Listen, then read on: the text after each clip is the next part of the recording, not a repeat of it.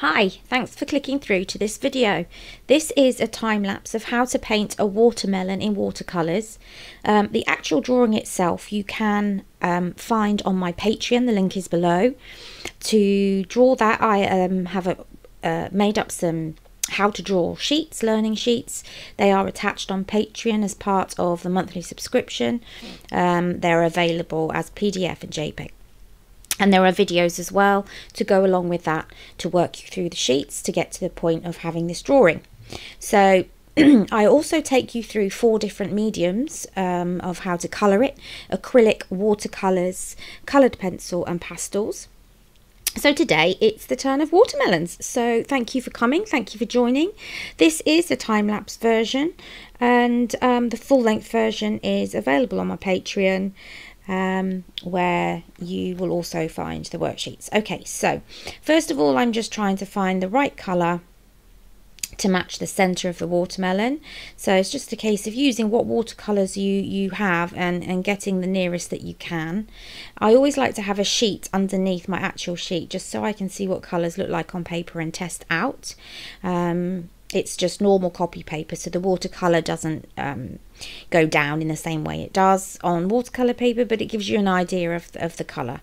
I wouldn't want to waste my nice watercolour paper. So I'm waffling on there about that, and here I'm just trying to mix a version of it that's watery enough to be the first layer. You don't want to go in too dark with watercolours. You start light and then you go in darker on top of those layers. So I have mixed in quite a watery mixture, starting off very light in the centre there. Even if you do put down, like I did then, more and it's a bit darker, you just, all you need to do is spread it round, add some more water and you're away. So I'm just working that into the paper, making sure I'm pushing it round to where I want it to be. It doesn't matter if there's different shades of it in different places, because that's the natural nature of things in nature. So I'm just pushing it down, just to try, because I do want just a clear layer of that base colour.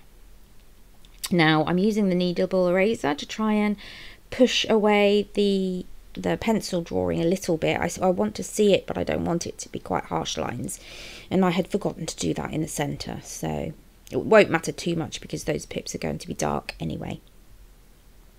Excuse my hoarse throat today, I don't know what's going on with it.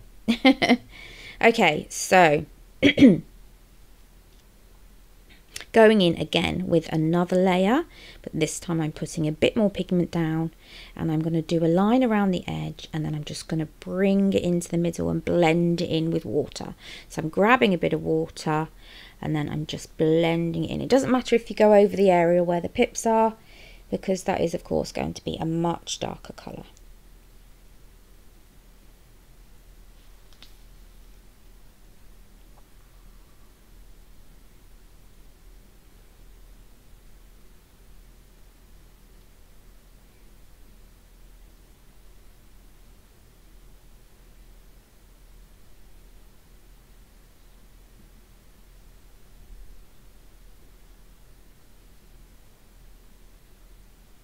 So here now, working on the outside edge, I found a green that I like.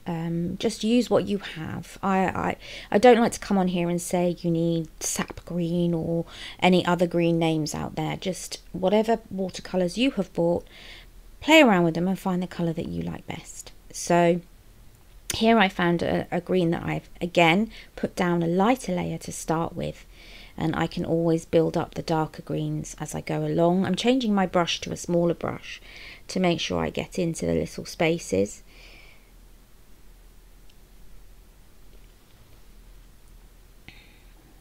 And here I'm just mixing up with my smaller brush some more green of a slightly different colour, because it does give it a 3D effect, a realistic effect, if you have different shades of the same colour. And also different values of the same colour. So by that I mean sort of different lights, different darks, and that really gives your picture some depth and realism. mean, we're not going for super realism because that's not how I work. I enjoy just to paint and sit down and create a picture in one sitting. And with realism, it's hours and hours and hours of work and sitting. So here we are, just adding in, as you can see already, those different colours and shades of green and different values of green are creating a more realistic 3D effect.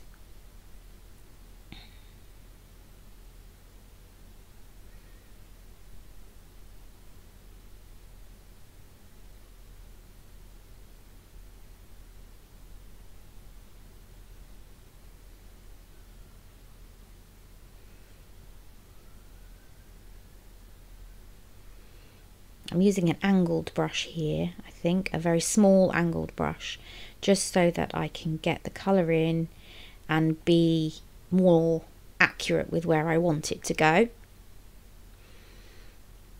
But again, just do what you want to with yours. It's your picture, there's no right or wrong. There I'm putting in some much darker colours around the very outside, because watermelons on the outside edge do have very varying colours of green, don't they? So that's kind of representing that. Then I've gone and done the same on the outside pieces of watermelon, exactly as what I've done in the middle. Again, the full length version is available on my Patreon, the link is below. It's only £10 a month and you have access to all my worksheets, all my tutorials. It's a growing set of videos, and whenever you're seeing this in the future, there'll be so many more, lots to come. They are also from beginner up to more advanced. The first pack is summer theme, hence why it's watermelon. So if you go along there, you can have the rest. Now, I have decided to get a bigger brush now and be a bit more loose and really come in with some detail, some darker values to really show those rich pinky red colours of a watermelon and bring it to life. I'm not sure what I'm saying there. But anyway, so yeah, it's really starting to look real now and not flat.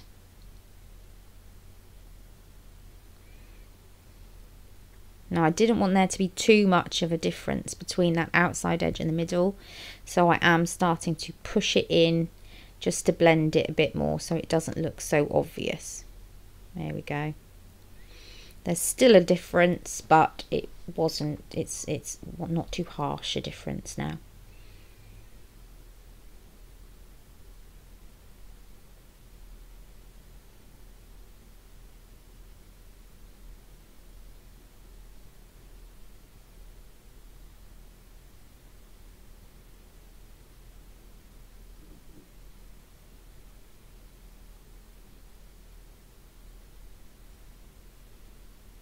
And I decided that I'd put too much of the dark colour into the centre, so what you can do is use a dry brush, dry it as much as you can, start picking up the paint that you don't want.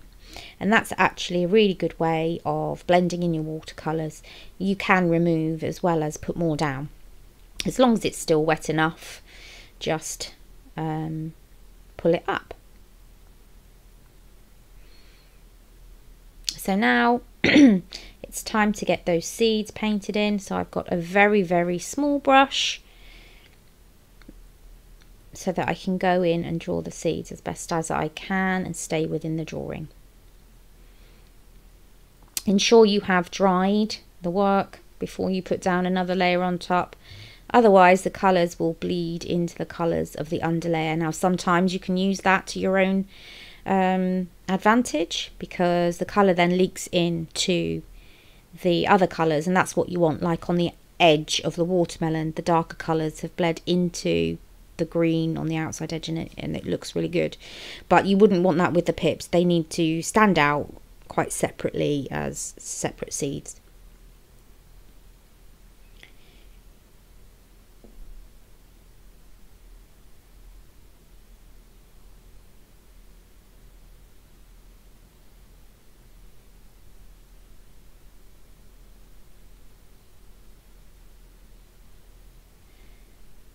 I'm trying to be quite haphazard with them. I don't want them to be so perfect. The seeds are all over the place in a real watermelon, different sizes of growth, so ensure that you do that as well.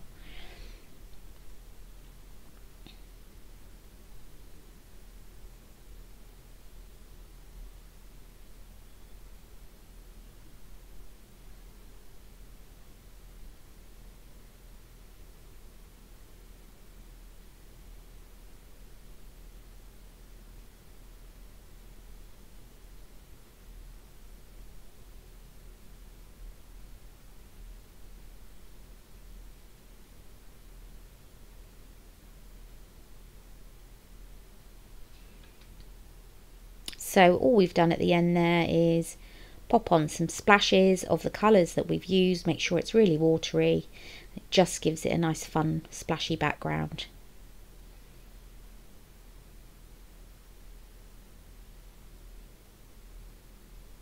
So again, all videos and attachments, downloads are available on my Patreon. The link is below. Thanks for coming along, guys, and I hope you have fun with this one.